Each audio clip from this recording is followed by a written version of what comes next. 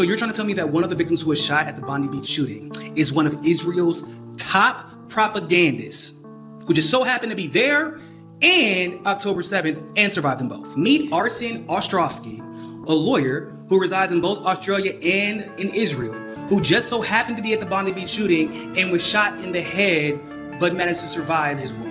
Now, I need you all to understand, this guy is one of Israel's top propagandists. It is literally his job to go after any and everybody who criticizes Israel. And it would be one thing if he was a top Israeli propagandist. It was at October 7th and managed to survive. And another thing if he was a top Israeli propagandist, was shot in the head at Bondi Beach and was only there and managed to survive. But when you are at both and you manage to survive both, and your first instinct is to stop, drop, and take a selfie after allegedly being shot in the head, you're gonna get some side eyes. Deservedly so. This guy was part of the quote-unquote legal dream team assembled to challenge the ICC arrest warrants against Benjamin Netanyahu and Defense Minister Gallant. This dude is the same one who went on X and said that there are no civilians in Gaza, only accomplices. And yet this dude got shot in the head and decided, you know what? I need to pull out my phone, take a picture, and post on X to show everyone how much distress I am experiencing at the moment. Because otherwise, how will Israel be able to weaponize this against all their anti-Zionist enemies? Once again, Israel, y'all making it more and more difficult to beat those false flag accusations. And when you couple this information with the fact that one of those gunmen was researched in Tel Aviv days before this attack took place, it's starting to look more than just a little bit suspicious. And that's just like a super crazy coincidence that if there was gonna be somebody to get shot in the head and survive, it just so happened to be the legal defense of Bibi Netanyahu for the Gaza massacre that he's committing. It just so happened to be somebody who was in Israel and survived October 7th, and he just so happened to get shot in the head and survived? Like, what are the odds of that alone happening? The jig is up, Israel. Like, Scott with SJWellfire.com. Final Days Report, episode 469. Looks like another false flag mass shooting in Bondi, Australia, along with other incidents. And we've been warning that Jews, you're going to be attacked, but you're going to be attacked with these false flags by your own people funding it. Central bankers, the Zionist state. And it's a history that has been going on since the 40s. But the two cases that really got us, first of all, there was a false flag attack in London in 1994, where a car bomb exploded outside the Israeli embassy in the centre of London. Now, I remember this vaguely. We're talking 14 years ago. It's a long time but ago. But it was huge at the time. I mean, it was a huge worldwide story. Yeah. In fact, there'd been an earlier attack against some Jewish interest section in Buenos Aires earlier that year as well. Similar sort of MO, modus operandi, with a car bomb driven and parked outside that exploded. Very minor injuries, that was all. Nobody was killed. And it was a very sophisticated device. It appeared to eat itself, eat all the forensics. Now, this is very, very rare. Even the IRA, which is a very sophisticated terrorist organisation, could not make bombs that effective. So it looked like a sort of fairly technical person had put that together. But what emerged from that, the senior MI5 officer who was in charge of the investigation into it and had seen all the evidence but also all the intelligence, which isn't necessarily admissible in court, wrote his formal assessment at the end of the case. And he said he reckoned that Mossad, the Israeli external intelligence agency, had bombed their own embassy. A sort of controlled explosion outside the embassy. And as I said, that was a senior MI5 officer. That was his formal verdict. If you read that on the internet now, you would say that sounds like some mad conspiracy theory. But it wasn't. This was the official position of MI5. And he said that they did it for two reasons. One, they were always hassling MI5 for increased security around their embassy and other interests in London. Because, of course, London had a reputation of giving safe haven to Arab dissidents from around the world at that point. And MI5 kept saying, well, there's no reason to increase the threat assessment. You don't need extra protection. So letting off a controlled explosion outside, of course, they immediately got what they wanted there. But crucially, two innocent Palestinians were arrested, charged and convicted of conspiracy to cause that attack. And they were very active in a Palestinian support network in London, political campaigning for the people on the West Bank and the Gaza Strip. And they were gaining some traction in the media. They were getting quite a lot of support. So by arresting these people and framing them for an attack and sticking them in prison, the whole network just shattered and hasn't got back on its feet to this day. So that would be a clear political advantage. I'm going to play a video from Redacted with a colonel that came to the same conclusion. I said, if you're Jewish, watch out. There are going to be massive false flags against you. They're going to be gruesome, but it's going to be funded by your own. And the reason? They want to ban the Bible. they want Noahide laws, and they need AI to monitor the net. All of that is coming true right before your eyes. But if you're not familiar with the incident in Bondi Beach, let's read the incident details. A terrorist mass shooting occurred by Bondi Beach, Sydney, during a Hanukkah celebration organized by Chabad of Bondi. Around 1,000 people attended, right? Chabad Lubavitch, where Trump goes and prays to Schneerson and other global leaders. Very, very powerful. Keep that in the back of your mind. Casualties, when I wrote this, 16 people killed. Pulling at your heartstrings, 10 to 87, including a 10-year-old girl, a Holocaust survivor, and a rabbi. Dozens injured, up to 42 hospitalized, one gunman killed by police. But there was a massive stand down, just like October 7th. Can you tell me what happened? Yes, there was two shooters, one on the bridge, one under the bridge, and just started to shoot for 20 minutes. They shoot, change magazine and just shoot. Simple as that. 20 minutes with 4 policemen there. Nobody give fire back. Nothing, like they are froze. Again, you need to think about this. If you're Jewish, a stand down for 7 to 8 hours to maximize the slaughter. That's what this appears to be. The attackers, father-son duo, Shajad Akram, 50, and Naveed Akram, 24, critically injured and under guard, used, smells false flag, used legally obtained firearms. Oh, so now the solution is to make it difficult to get firearms. And this is hilarious. Car contained ISIS flags, marker of a false flag, and improvised explosive devices. Just like the history has told us with ISIS, that ISIS fighters actually were Israelis. Remember Israel in Syria? They were treating ISIS soldiers on the battlefield. Obama was bombing. The actual bombing runs were helping ISIS. ISIS is USA Inc. and Mossad and the IDF, Israel. I pray that the true identity of these people comes out. And with this one, there was all kinds of stuff that people were posting. Like, for example, here's one. A bunch of people were saying they did like an image search, and it's actually this guy, David Cohen. Must have been another coincidence. And he was in the IDF, and he's supposedly the guy that shot these people. And it was all weird, like, everything you see about it, none of it makes any sense, which is totally normal for these sort of things. Could that guy have been IDF, Mossad? Absolutely possible. Like, that's almost always the case. The motive, declared a terrorist incident motivated by anti-Semitism and inspired by the Islamic State, ISIS. ISIS has never attacked Israel, by the way. Ideology. Gunmen reportedly traveled to the Philippines for possible training shortly before the attack. What's interesting, I'm going to play a colonel on Redacted talking about how she's been following these false flags, and Philippines has something to do with this because there are military CIA bases in the Philippines. And he was shooting very, very quickly. Manchurian Candidate, mind-controlled optogenetics that we always talk about. And get this heroic act. Bystander Ahmed Al-Ahmed disarmed one gunman, saving lives despite being injured, hailed as a hero internationally. This, I think, primes the narrative of Jews and Muslims can come together from that rabbi that we talked about where they worship the same God, the Abrahamic one God worship, where even though in the Old Testament you have Jesus, you have God the Father, and you have the Holy Ghost. You have the Trinity in the Old Testament, but there's a narrative here of let's come together. So after massive war, the Antichrist comes on the scene with this AI hookup. There's going to be this Noahide coming together. We've played multiple videos of rabbis talking about how Muslims will accept Noahide laws. Then we have Netanyahu, which redacted this video I'm going to play from this colonel, goes a little bit deeper into his comments, blaming Iran, which doesn't make any sense. I condemned the attack as cold-blooded murder in the act of anti-Semitism, blamed Australian policies.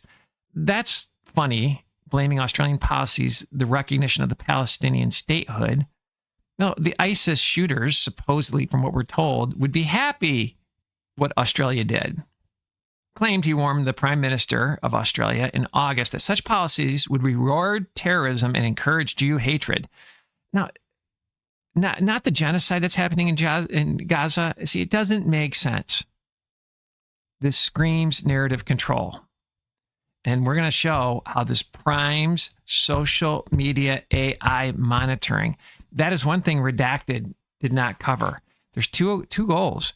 They need artificial intelligence to monitor everything you say under the guise of anti-Semitism, and they need to ban the Bible or rewrite the Bible and take out any hate speech that the Jews had anything to do with Christ's crucifixion, and also talking against sin. That's why we've been programmed so much with Hollyweird and big academia and big pharma and the medical industrial complex of love is love. Defiling kids, changing their sex. It's Crazyville.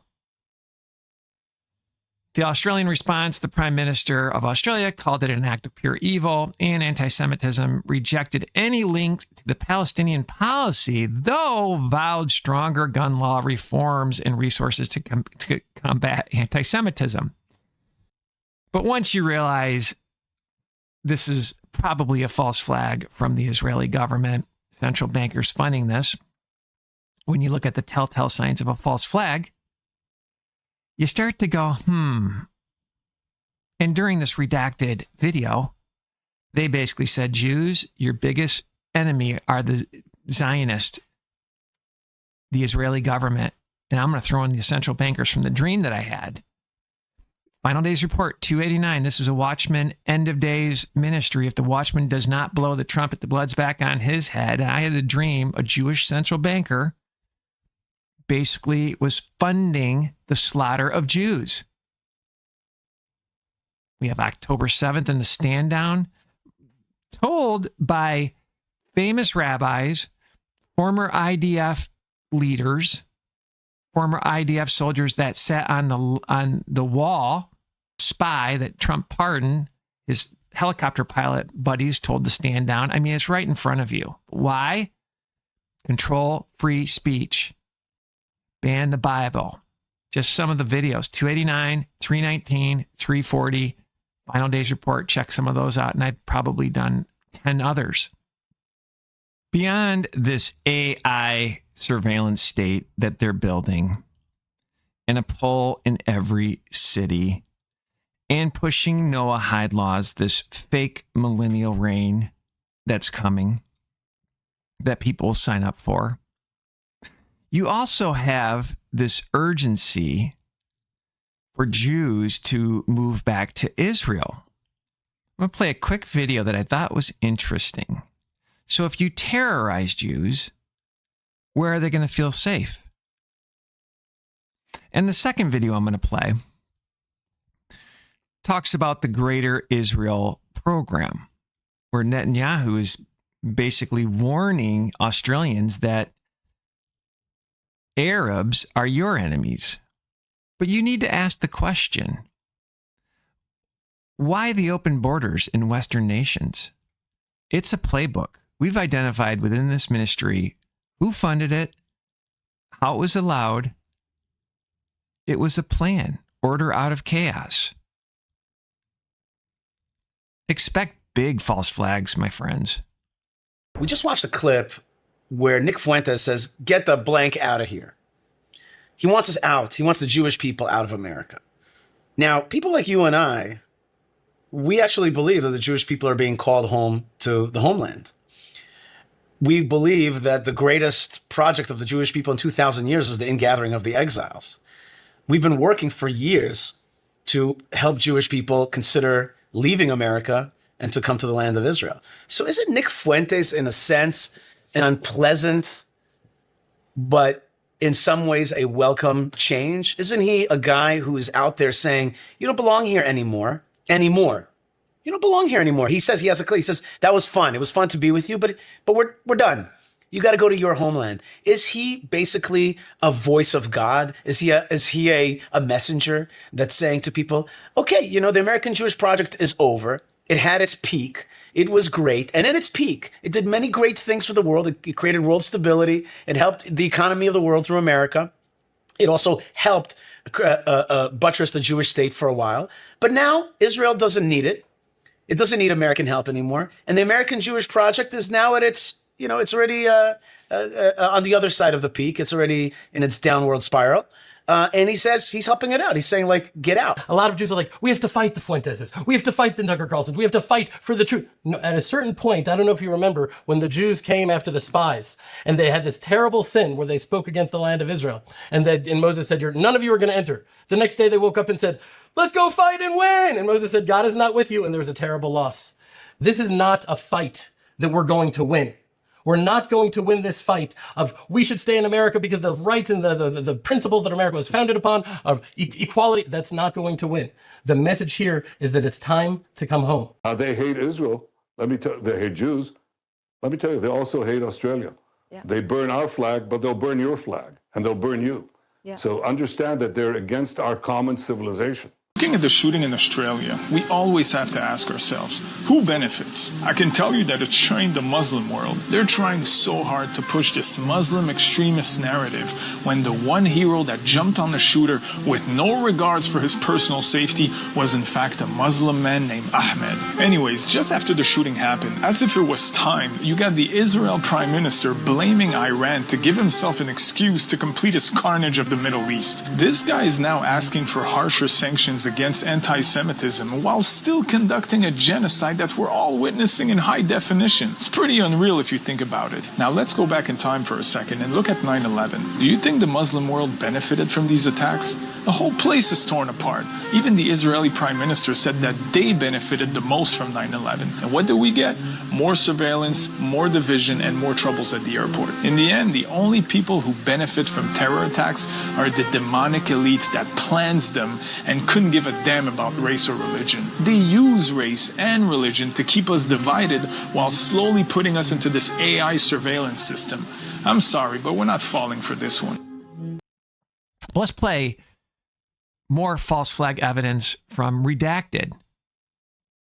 And all of the pieces coming together now. Why is Mossad there investigating it? Why did Benjamin Netanyahu admit that he sent a warning letter to the Prime Minister of Australia just a few short weeks ago, letting him know that he didn't appreciate his position on having a Palestinian state? So I guess in other words, it's your fault that these individuals were attacked. So we're going to talk about that plus so much more. The logic is really nonsensical because they're saying it was ISIS, which is the enemy of Iran, but Iran did it. So we need to bomb Iran. And Australia, it's their own fault because they validated Palestinian state.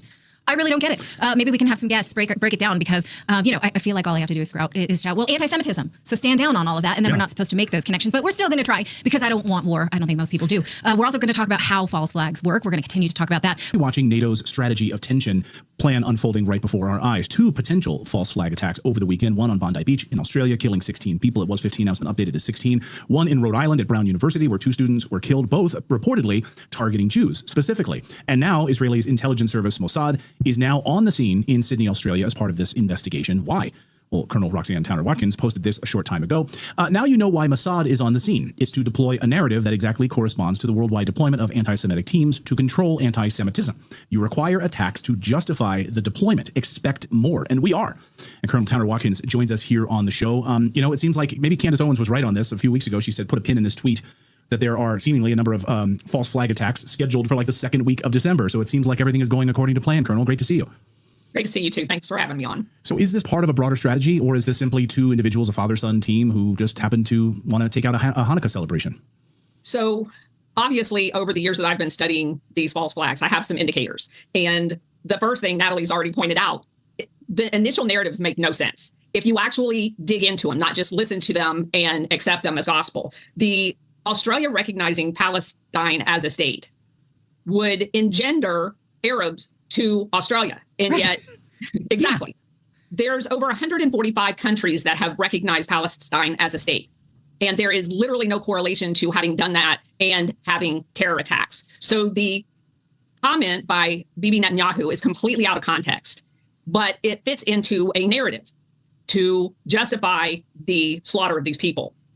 Obviously, you also pointed out the fact that they are directly connected to ISIS. And for people who don't follow my work, ISIS was originally, as well as Al-Qaeda, set up by the CIA. Right. And notice that ISIS never attacks Israel at all. But isn't that weird? Right, and when you look and when you see the training, you see the firing of the gun in any of the videos of the individual, the son specifically firing the weapons. People have timed his long rifle shots to, I think, here it is, like 5 shots in like 4 seconds, or 4 shots in 5 seconds, like a remarkable. And a lot of eagle-eyed members of the military said this guy clearly had training. So interestingly enough, we can jump to that. Do you know where he was 2 weeks ago? No. The Philippines. Now, weirdly enough, the Philippines comes up in, I would say, somewhere between 40 and 50% of events that I've looked into in weird ways. And I'm not saying that they're consistently and they all point to one thing, but the CIA used the Philippines for terrorist training camps during Vietnam. They have been known to fly people in there for training. So you can just look in your own free time. There's a huge correlation. The Las Vegas shooting, the woman of the shooter from the Philippines. Several of the members of the Oklahoma bombing, Nichols being one of them, had went numerous times to the Philippines. There's a weird, and I don't know what it is. I do know I verified their CIA terrorist training camps there. I don't know what all of the correlations are, but that is one of the telltale signs that come up in my research, is a connection to the Philippines. And I also posted earlier, of course he visited the Philippines. We have 9 strategic military bases in the Philippines. The U.S. has 9 strategic military bases in the Philippines, which is interesting. Right. Now, I want to make this connection of who is getting involved, who is inserting themselves in the narrative within the first few hours. Now, already, again, we have this Iran connection, but it's poorly sourced. We have it from the Telegraph. It's, sources say, may have been linked. And again, why would Mossad have anything to do with this when the attack was on Australians? What they're doing is making this link that Israel makes a claim to worldwide Jews, no matter whether they want it or not. And they're saying this was our people. They were not Israelis. So can we explore that connection a little bit and how it's being exploited and what Benjamin Netanyahu says he now expects? So they're obviously there to shape a narrative. That this is narrative deployment. And to have Mossad on the ground there is very critical to what gets exposed and what doesn't. And I would say there's zero connection to Iran. That is documented, zero. As a matter of fact, there's even pictures on the Sun's Facebook of him in front of a library shelf of Sunni Islamic material. So there's literally no connection to Iran at all. That's another narrative deployment. And when these narrative deployments happen with no factual basis, the point of doing that in the media is get people to then source that false report and other reports so that you can deploy that narrative. There has to be somebody to report it, and sources say that sources means the intelligence told them to write this article so that we can then source that article and all of the rest of the articles to deploy the narrative. Makes sense. Also, there's so many things I want to unpack with you here. The police presence here, if you look, eyewitnesses said the police showed up and they stood down for about 20 minutes. They allowed the shooter to continue, even though there's a police station right next to Bondi Beach. So there was tons of police there, but they stood around essentially and watching this for about 20 minutes and did nothing. We're hearing a lot of like these stand down orders in the past few years. Sounds like October 7th, doesn't it? Yeah, at least it wasn't 7 hours of standing down, but 20 minutes is enough for a lot of innocent people on the beach to be shot and killed. But you have those in school shootings as well. Where, like Uvalde, where everybody just kind of stands around and lets the massacre happen, and then, okay, we'll move in. To me, that's a clear indication that there's planning ahead of time. There, in one of the videos, they even show a cop guy going by that bridge while the shooter's actively shooting. So, what's going on down there? You watch that full 10 minutes video, you can see him just go right by the bridge. Yeah, as he's just picking people off on that bridge area. Yes. So.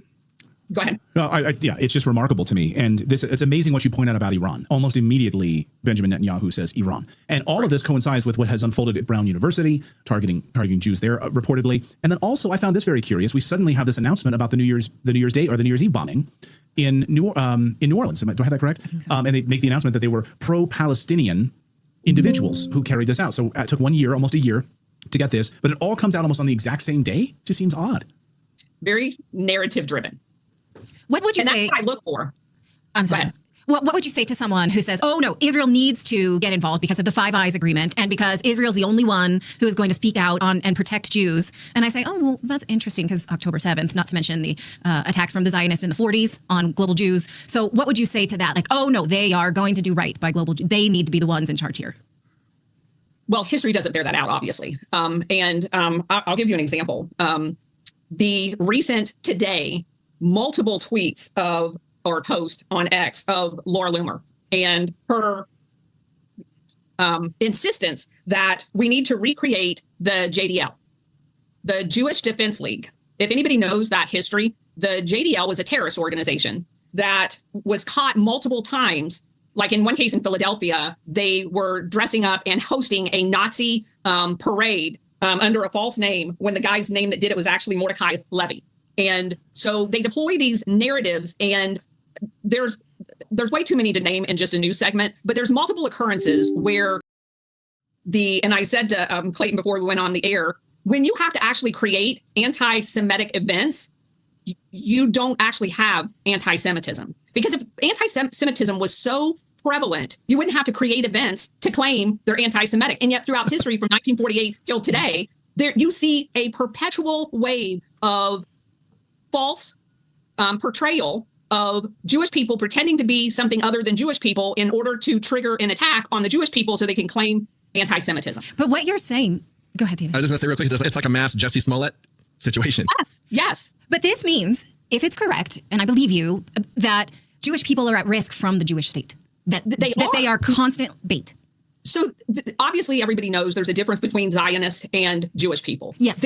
There is a plethora of Jewish people that obviously have never moved to Israel because they do not want to be governed under the Zionist tent. And they're very vocal. You just don't ever hear them on national news because no one wants to show the other side of that. It's just like when you go overseas and all you hear as an American when you're stationed overseas is things that are put out by the primary channels and the New York Times and the Washington Post. So you can live for 3 years overseas as a military person and have no clue what's going on in your own country because you're saturated with CIA talking points posing as media coverage. And I experienced that firsthand. And that's the case with people that live inside of Israel and the Jewish people that live outside of Israel. You know, Max Blumenthal, friend of the show, great journalist from the Gray Zone. He's Jewish, by the way.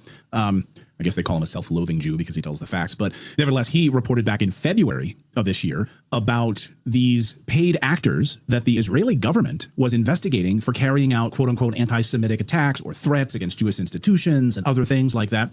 And you rightly pointed out to me that this goes back many, many years where bomb threats being carried out against the Australian government. But where were those bomb threats coming from, Colonel? Israel. Against they arrested they arrested the person doing it and then wouldn't share the identity of the person that they arrested. And that same individual, once the identity was leaked, was making hundreds of bomb threats to Jewish entities in the United States at the same time. And he was an Israeli young person. He like went 20 years old or something like that, making bomb threats. So there's a pretty big history here in Australia of these anti-Semitic attacks coming from quote unquote paid actors. Like, who are these paid actors in your experience? Is it anti-Semitic to point a finger at the one settler colonial state that benefits from anti-Semitism, that justifies its existence on the proliferation of global anti-Semitism? That is a dangerous question to be asking, my friend. That's, I would say, the kind of question that can get you taken off the internet for asking, which makes it all the more important to ask it. Now, earlier this year, CBS News, before it was taken over by the Ellisons and Barry Weiss, reported that the Australian police were saying that these string of seemingly anti-Semitic terrorist incidents were really a, quote, con job to sow chaos. They say that authorities in January made the unusual claim that none of the 12 they had arrested in relation to the spate of crimes in Australia's largest cities, Sydney and Melbourne, were driven by anti-Semitic ideology and were instead criminals for hire. And who could perhaps be hiring these guys? This is an article from The Guardian from 2017, and they reported that an Israeli teenager was charged with making more than 2,000 hoax bomb threats to schools, Jewish centers, hospitals, and airlines in 5 different countries,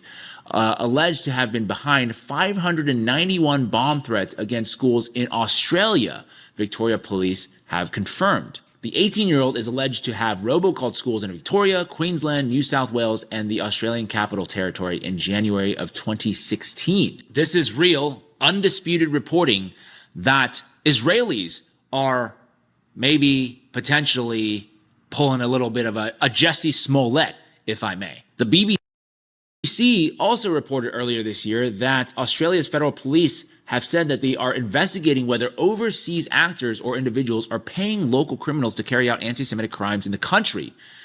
And they say that there has been a spate of such incidents in recent months, the latest of which saw a childcare center in Sydney set alight and sprayed with anti-Jewish graffiti.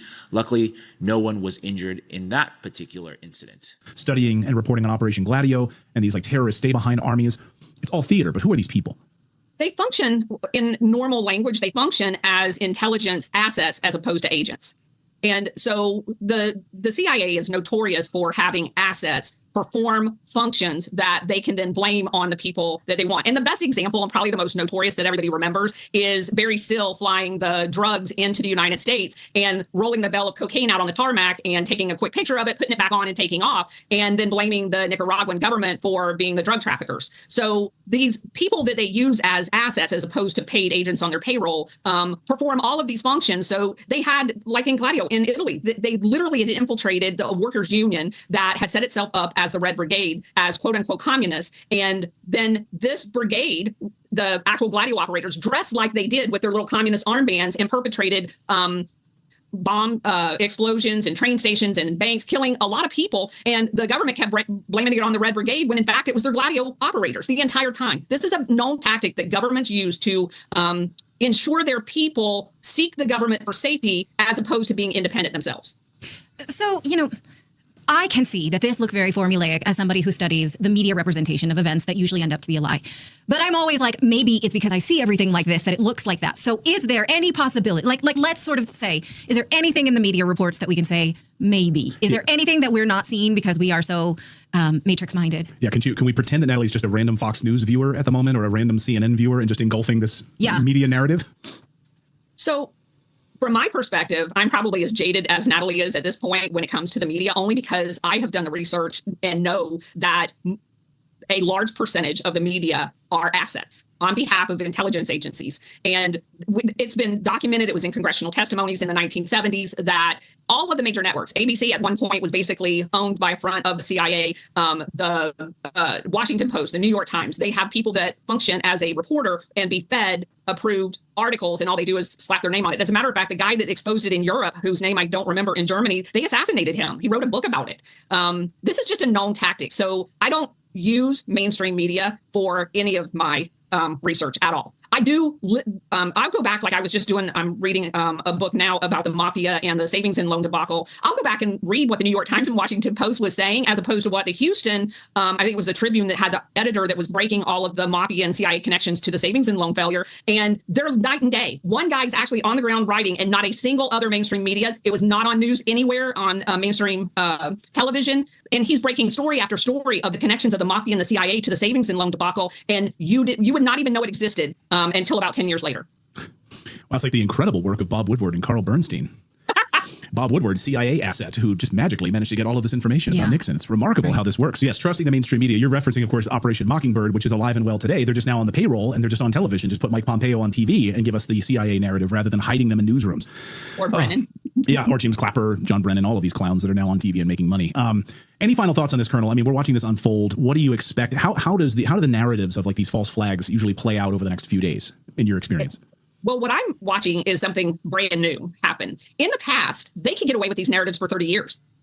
They can't do that anymore. You have people in real time breaking down the video. And that's why I honestly think Mossad was deployed to Australia, is to try to limit the amount of exposure and damage to the official narrative.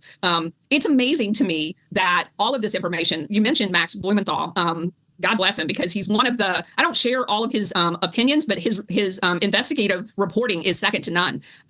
The real-time sourcing of information outside of the control doesn't allow them to perpetuate these narratives for very long at all. And that's very good for all of us, because they have to keep correcting the narrative. And the more they do that, the more exposed they are. So there's a history of these actors to control you, and it's moving fast. And we've been warning about Trump going after free speech. Well, here it is, the State Department going to censor you. This is creepy. Rewriting textbooks for propaganda, censoring the net with their AI algorithms. You need to think about Facebook and all these social media companies where they're swearing in social media executives into the military. This is who can make war with the beast. And if you're Jewish, really read Isaiah 53 and 52.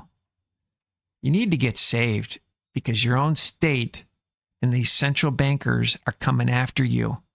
And it's going to get far, far worse. That dream I had in Final Days Report, episode 289, women, children, gruesome. They're coming after you. The stories are going to get more sensational. But Isaiah 53:5, but he was wounded for our transgressions, talking about Jesus. He was bruised for our iniquities. The chastisement of our peace was upon him, and with his stripes we were healed. The president is sending a very strong message. Think about it. Ironically, I get off a plane. I am the president's representative, and I am walking off with a yarmulke, and I have kosher food, and embassies will have kosher food. It is a game changer. The appointment is a game changer, and it's not about history. It's about education. And how do we educate? Indonesia has 350 million Muslims living in the country. How do we change their textbooks? How do we hold the people in Gaza accountable that if America is paying for UN textbooks and supposedly the changes are made, why are those textbooks not being used and why are they using their old textbooks? We have to teach people it's not okay to educate your kids to be a martyr. Okay? And we have to hold those countries accountable. How do we battle anti-Semitism on the internet? How are we doing better on algorithms? What companies can we work with? We are going to have a whole division within the office of the Special Envoy to combat anti-Semitism that is going to work on technology and working with the greatest leaders in technology, many of whom are Jewish and have offered their assistance. The office is going to be revamped entirely to be one of the highest profile offices in the State Department because that's what the secretary wants and that's what the president wants. So we are going to have a very, very strong mandate on education, on protecting people, and how are we able to make a huge difference in combating what goes on. Did you hear him talking about rewriting and getting the right propaganda educational textbooks in Indonesia? That's the playbook for the Bible. They're going to rewrite the Bible because there's power in Jesus Christ. Now, one of the things that's very interesting is rabbis, or I like to call them rabbits, are actually, because you're not supposed to call anybody rabbi, right? So they actually say that Isaiah 53 is not about Jesus Christ, it's about Israel. And they quote how before, in earlier chapters, that is the case. But this is the second Exodus. This is the redemption. These rabbits are trying to get Christians to say this isn't Jesus Christ, but they'll try to convince Christians you need to worship Jews. It's creepy. It's absolutely creepy. But let's flat out cut the legs off of this doctrine. Isaiah 53:7 is about Jesus Christ. It's about redemption. He was opposed and he was afflicted. It's talking about Jesus, not Israel. Yet he opened not his mouth. He is brought as a lamb to the slaughter, and as a sheep before her shearers is dumb. So he openeth not his mouth. He was taken from prison and from judgment, and who shall declare his generation? For he was cut off out of the land of the living. For the transgressions of my people was he stricken. And he made his grave with the wicked. What did Jesus do? He went down to see the wicked in hell, and with the rich in his death, because he had done no violence, neither was any deceit in his mouth. Yet it pleased the Lord to bruise him. He hath put him to grief. When thou shalt make his soul an offering for sin, he shall see his seed. He shall prolong his days, and the pleasure of the Lord shall prosper in his hand. Now, if the synagogue of Satan thinks that this is about Israel and it pleased them to bruise him, is this how they're justifying sacrificing their own? It just dawned on me when I was reading this. But here's where this is totally about Jesus. And again, Old Testament Jewish scholars, early days, said this is about Jesus. So this is a relatively new doctrine that this is about Israel and Israel only. But you need to look at Jeremiah chapter 11, verses 18 through 22. That is a sister passage. Let the Bible define the Bible. That says this is about a singular person, because Jeremiah, who's being persecuted, uses the similar language here about the lamb being brought to the slaughter. But here he calls on God for vengeance. In Isaiah 53, it's about redemption. It's about Jesus. It's about the perfect sacrifice of Jesus Christ that died for your sins. I mean, it's mind-bending, right? But let's read Jeremiah 11, verses 18 through 22, because I'm warning you what these rabbits are teaching, and Christians are getting hoodwinked and switching to start worshiping Israel, the so-called promised people. No, with the 1,000 pastors going and worshiping the Baphomet, the star of Moloch, the woman of the book of Revelation, in my humble opinion. But let's read. And the Lord hath given me knowledge. Just talking about Jeremiah. They want to kill him. And the Lord hath given me knowledge of it, and I know it. Then thou showedest me their doings. But I was like a lamb or an ox that is brought to the slaughter, and I knew not that they had devised devices against me, saying, let us destroy the tree with the fruit thereof, and let us cut him off from the land of the living, that his name may be no more remembered. This parallels what we just read in Isaiah. That's talking about Jesus. This is talking about Jeremiah, but he uses similar language. But, O Lord of hosts, that judges righteously, that triest the reins and the heart, let me see thy vengeance on him. So it's about vengeance in Jeremiah 11 with God. Isaiah 53 is about redemption. It's about Exodus 2. It's about the new covenant. It's about believing on Jesus Christ, getting the Holy Ghost. And the other point I want to make, countering Isaiah 53 is not Israel. It is about Jesus Christ. Is Isaiah 52, behold, my servant, Jesus Christ, shall deal prudently. He shall be exalted and extolled and be very high. They're not talking about all of Israeli people. Exalted very high, that's language of holiness and God. That would be blasphemy. So no, Isaiah 53 is not talking about the so-called chosen people. It's talking about Jesus Christ. And if you're Jewish, you're being sacrificed. You are being sacrificed. Come to Christ. Break from your traditions. Humble yourself. Get in the Word of God. I prefer the King James Version Bible. And realize we've been warning you. And there's a history thereof as well. God bless. Thanks for your support. We have to speak out against the kind of language that puts Jews at risk. We have to adopt policies that recognize that fighting anti-Semitism needs to be a priority. And we have to do more to make sure that on social media, what would never be tolerated on Main Street isn't tolerated online. The kind of language, the kind of calls for violence that put Jews at risk and that lead to the kinds of atrocities like we just saw in Bondi Beach. Yeah, it's a horrible situation indeed. Yeah. The message is simple.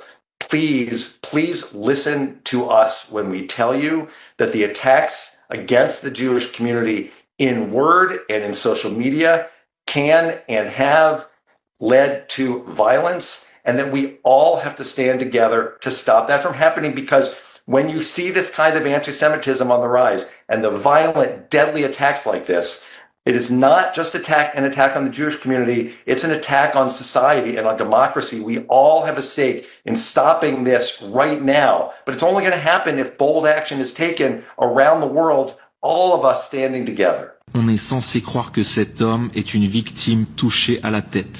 I got hit in the head. I'm bleeding. I've lost blood. Mais assez en forme pour faire un beau selfie. Et visiblement, il adore être médiatisé. Toujours au bon endroit, au bon moment. Looking wounded, Arsen Ostrowski, a survivor of the October 7 massacre in Israel. I survived October 7th. J'ai fait des recherches et il est pas là par accident. C'est son métier. It's important to use visuals in order to try and get a point across.